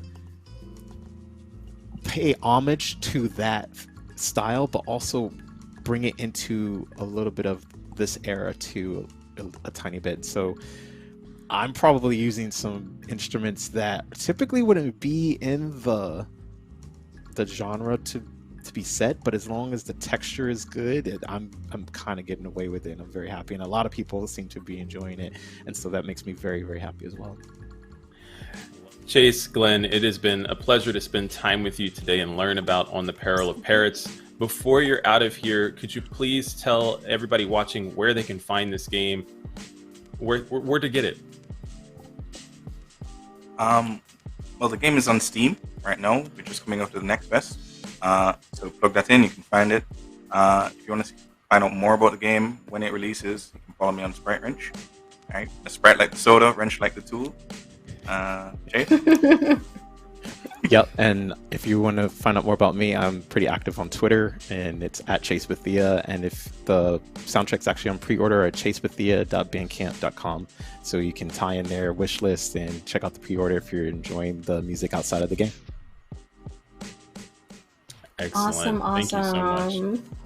Thanks for sharing that with us, and we will definitely be following you and following more about the game. And when you said Sprite, I got so thirsty, like legit, definitely. I was like, geez, I would love a Sprite right now. But thank you guys for taking some time out of your day to come on and be a part of Black Voices in Gaming, where we continuously uplift Black creators in the gaming industry. So yes.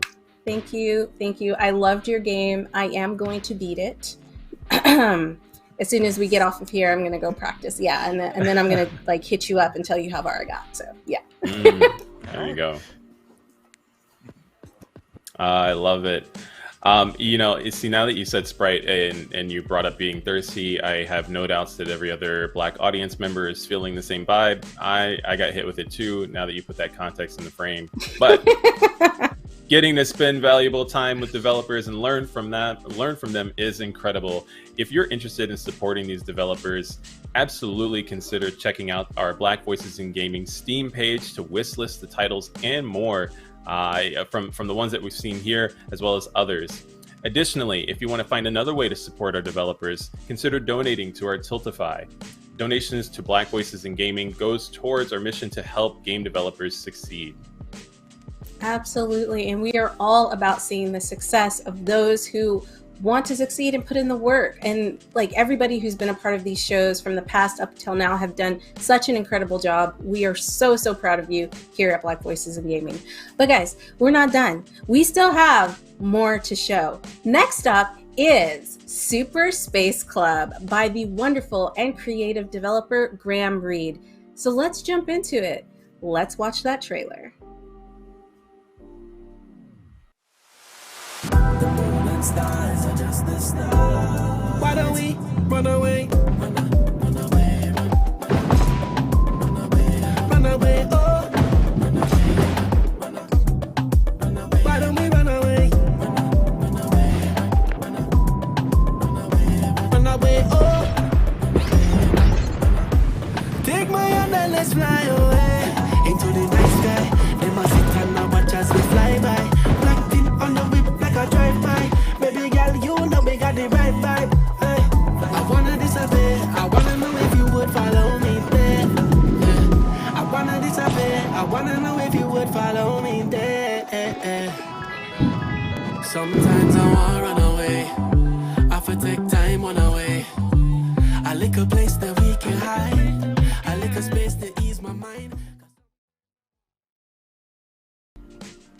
Yo, that was Super Space Club by developer Graham Reed. Listen, I absolutely loved it. The music was so chill. And this is kind of like a lo-fi arcade space shooter, and I'm excited for it. I can't wait to get my hands on it. Derek, what did you think? I'm right there with you. I'm vibing with the music, and I'm just looking forward to playing it. Well, you know what? Let's find out more about the development of this game. We have with us our special guest, Graham. Graham, are you there? Yo, what's good? What's good? Thanks for having me. What's up? Welcome to Black Voices in Gaming. I'm so happy that you could come on the show, show us your game. Yes. I love that kind of excitement. So, Graham, can you tell our guests a little bit, well, our viewers, a little bit more about you and like what made you decide to make this type of game and like what influenced you?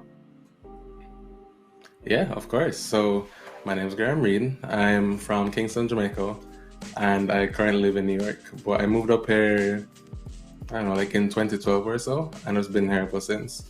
But about the game, I don't know, like I just really have a passion for making games, but it's just me as a solo developer.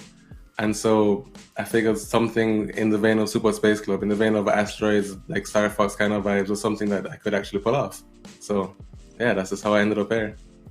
That's incredible, especially since you're a solo developer. I couldn't even, I can't put two strings of, what's it called when you're scripting? Yeah, script together. So see, I couldn't even do it. So I'm always like in awe of people who are like, yeah, I did this game by myself. But I think we're gonna jump right into the game. Listen, This is me trying to play a shooter because I'm pretty terrible at this. So please just bear with me.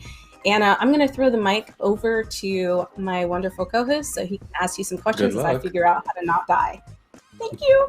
You know we got you for the moral support, but while Des is jumping in, Graham, you mentioned being a solo developer, and I would love to hear just what was that journey getting into game development? Yo, the journey's been a tricky one.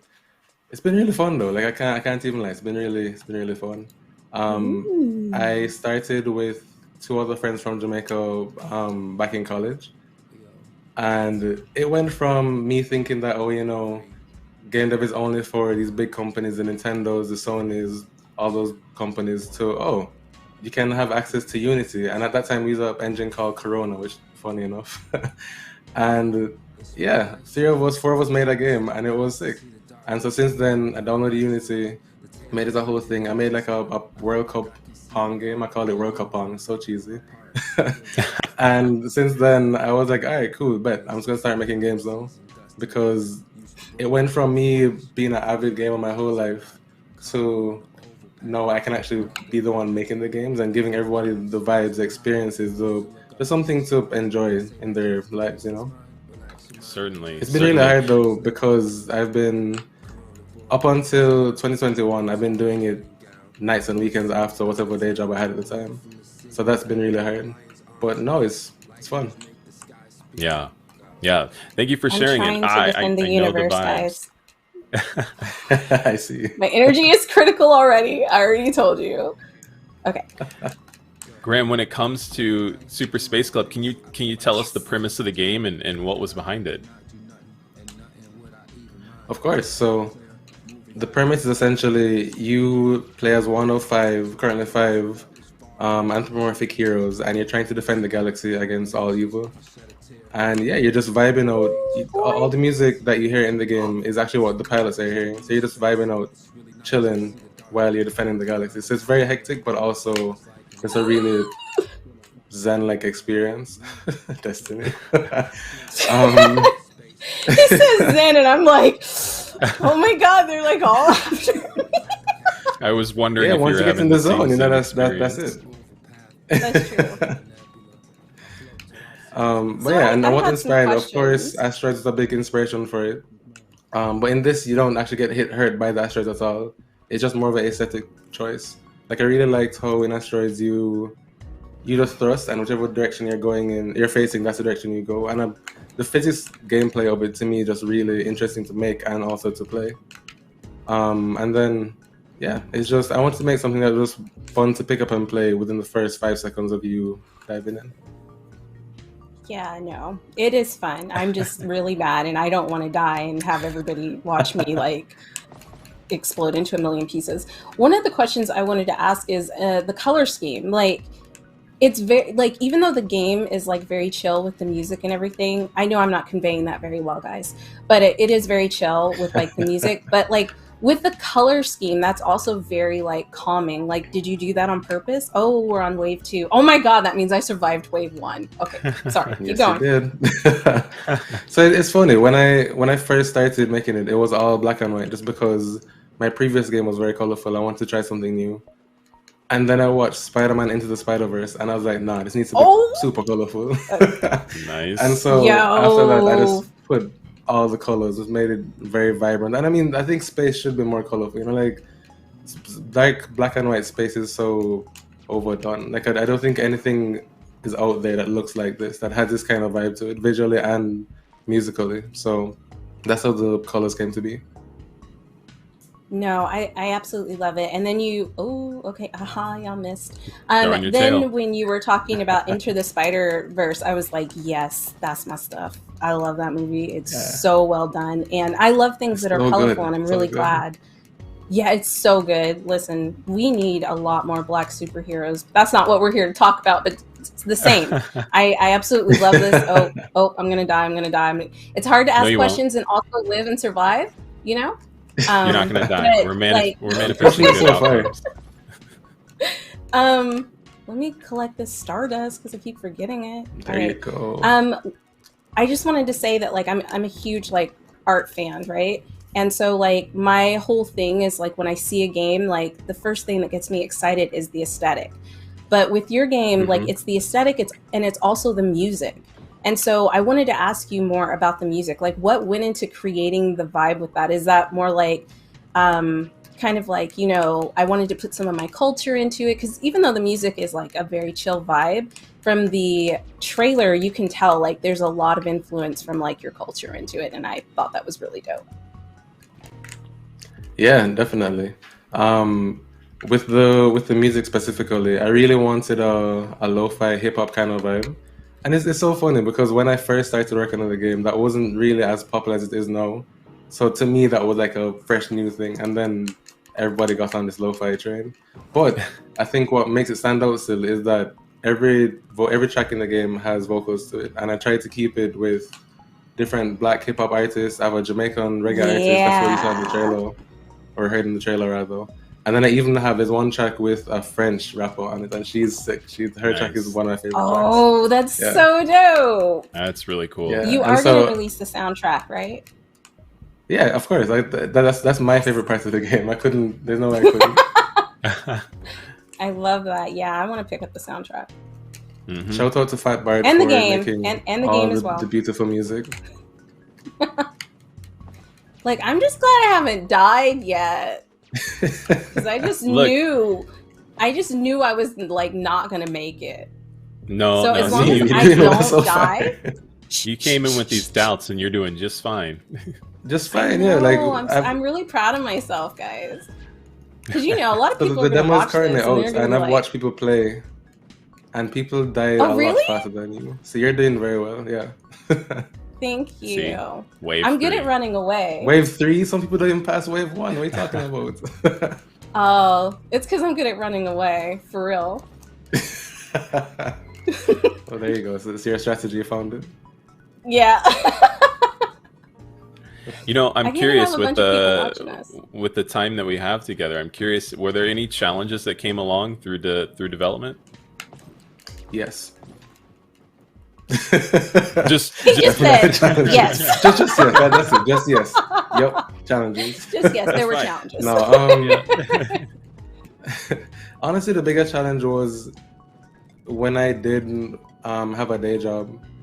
It was very hard for me to actually leave my 9 to 5, come home, and then put another how much ever hours into this, because I didn't work a job like. So, oh, finally, there you go. You made it. I never worked a job where I didn't have to care. Like I actually cared about what I did. I used to work at Snapchat, and so I actually cared about designing and stuff there. But when I'd come home, it's very hard to go back on the computer and sit down for another 2-3 hours. Yeah. And so it was hard to do that. Yeah. But then the pandemic hits, and then all the Black Lives stuff hits, and I was just burnt out. I was so burnt out. And then I had a son, and in the middle of all of that having a black son is just, it was rough. It was rough. Yeah, So especially if we want to talk about the whole reason why Black Voices came into like existent was because of the thing that happened with George Floyd, and being a black male in America is stressful, and I don't think a lot of people realize that, who are like outside of our community, but like thinking about having children and having black sons, that's really important. So I'm glad that you brought that up, especially when you're trying to be creative and you also have a daytime job and you also have a family. Look, I'm super proud of you. Like, this game is incredible, and you've done such an amazing job by like bringing it full force. Like, I don't know what else to say. I just think you did a really great job.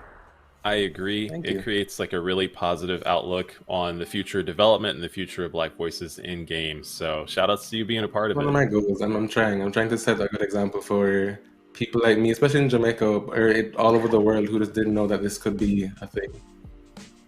Awesome. Well, we're almost at the end of our time. If people want to find out more about you, where can they look you up? You can look me up at Graham of Legend on everything: Twitter, YouTube, Facebook, if that's a thing you want to look up anywhere. Just look up Graham of Legend and go to superspaceclub.com. You can wishlist the game now and you can go play the demo.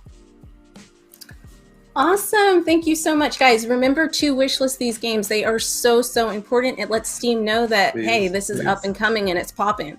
So if you like any of the games that you see on here, if you loved any of them and they're not available yet, please wishlist them. We appreciate it. And Graham, thank you so much for taking time out of your day for coming on and talking with us. Thank you, Graham. It was great to see you. That was great. Listen, I made it to the third wave. I'm pretty excited about that. So that means when you pick up the game, we're not going to say I'm going to die a whole bunch, because we're actually just going to beat the wave. We're going to get I'm to going to be a wave 5,000. professional. Pro at all of them. Exactly. You saw that? But yeah, no, that was fun. That was really good, and especially for a game that like I've never really played that type of game. So I'm feeling very pumped that I got that far, and I will be wishlisting it. And I can't wait for the soundtrack to come out, because I'm going to be playing that even when I'm not playing the game. Yes, absolutely. I can't wait. I challenge you that when the game comes out, we see which wave we get to, how far we can get in these waves. Because if I remember in that trailer, it gets to a pretty high number. So okay, okay, bet you're on. This has been an incredible show. To be able to speak with all the devs, to see these trailers, I'm excited, and I've been adding everything to my wish list. Destiny, how about you? I've been adding everything to my wish list. Like, I don't just say things, I'm about it, right? So I definitely added things to my wish list, and I hope you guys did too. Because, I mean, we've said like a million times, it helps the developers. It does. But before we're done for the day, we'd like to give another shout out to our partners for this showcase. I want to give an acknowledgement to our silver sponsors, and that includes PlayStation. Look, I was raised on PlayStation, and Final Fantasy IX is still one of my favorites. ID at Xbox. Xbox is my jam, and I'm out here playing Forza non-stop. And lastly, Riot. Have you seen Arcane? If you haven't, you should probably tap in. Our other sponsors include Raw Fury, who helped get this series started. So without their support, that Black Voices in Gaming would have not accelerated from just a program to now a non-profit organization. Razer, for all the laptops and resources that have helped support our developers. And lastly, Wilson Sonsini, the legal firm who's getting into the action when it comes to video games. We'd also like to say thanks to Amazon for the support during Black History Month and the celebration of Black game developers through their Prime Gaming bundle and the games of that month. Along with that, we'd have to say thanks to Humble Bundle, who continues to support us and the devs. We really appreciate y'all. To help celebrate Black History Month, they've put together a collection of games called the Black Creators and Characters Game Bundle. It's incredible, and if you're familiar with Waking Oni Games, you might see something on there. That's a shout out to Amazon Prime Bundle and the Humble Bundle. Make sure to grab that phone, snag those QR codes while you can. Lastly, we have our broadcasting partners. That's a special thanks to Twitch Gaming, IGN, Steam, GameSpot, and GameJolt. Awesome. And I heard something about Waking Oni and their game. So guys, definitely go check that out, because the person right over here, I don't know which way he is, he's the one who created that game. So make sure you, shameless plug. It's on the Prime Gaming Bundle. Prime Gaming Bundle. Right? The Prime. Prime. But before we completely end and wrap this up, don't forget to check out the Mix event page on Steam, where you can learn more about the BVIG titles, buy the available games, and or add them to your wish list. Wish lists help the devs a ton, so be sure you add the ones that you like.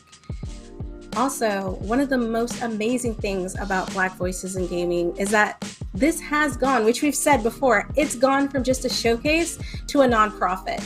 And it's helping developers reach their dreams of creating and releasing their own games. If you'd like to help support some of the games you've seen today and in any of our other showcases, be sure to take a moment and donate to the Black Voices in Gaming's Tiltify. Remember, grab that phone so you can catch that QR code. That's right. And if you're interested in supporting Black Voices in Gaming through some of our merch, or slide a t-shirt to one of your family members like I did, check out the Black Voices in Gaming merch website. If you'd like to keep up with the BVIG family, you can follow Black Voices in Gaming at BVIG Gaming on Twitter. That's BVI Gaming on Twitter.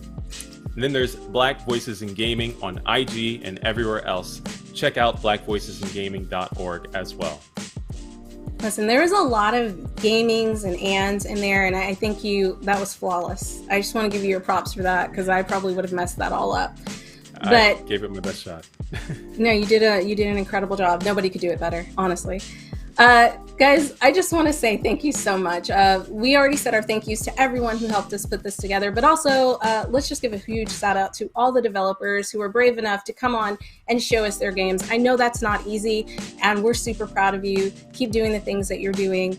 The people that we have on BVIG never cease to amaze me with their creativity and hard work. It has been an absolute joy to get to talk to each one of them and share their incredible games, projects, and their journey.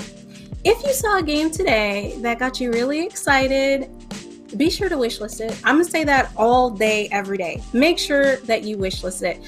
Follow those developers on their social media platforms, and also hit us up. Tell us what you thought. As always, it's been a blast. I loved hosting with you, Derek. My name is Destiny, and you can find me at DNBC32 over at Twitter, or check me out over at Level 1 Gaming. Destiny, it has been a joy to host this show with you and celebrate the games that have been seen here on Black Voices in Gaming. To become a nonprofit, we celebrated this and mentioned this once before, but it's an incredible journey for this show, and I'm excited to see what other developers, what new developers we have in store as we continue to support them. If you're interested in supporting Black Voices in Gaming, we've said it profusely, but we mean it when we say that providing donations through Tiltify or wish listing these games, is the best way that you can support these developers. It's an important way to get these games seen and heard, and that's the entire mission behind Black Voices in Gaming. My name is Derek Fields, and if you're looking to follow me, because I love rambling about PlayStation 2 games mostly, that's at Derek V. Fields on Twitter and everything else on social media. Oh my God. You know what? I think that's a wrap until next month, because we have another showcase coming in March. So guys, please stay tuned. We have lots more talent, and we're going to keep this thing going. Love you for loving us, and we'll check you out next time. Thank you.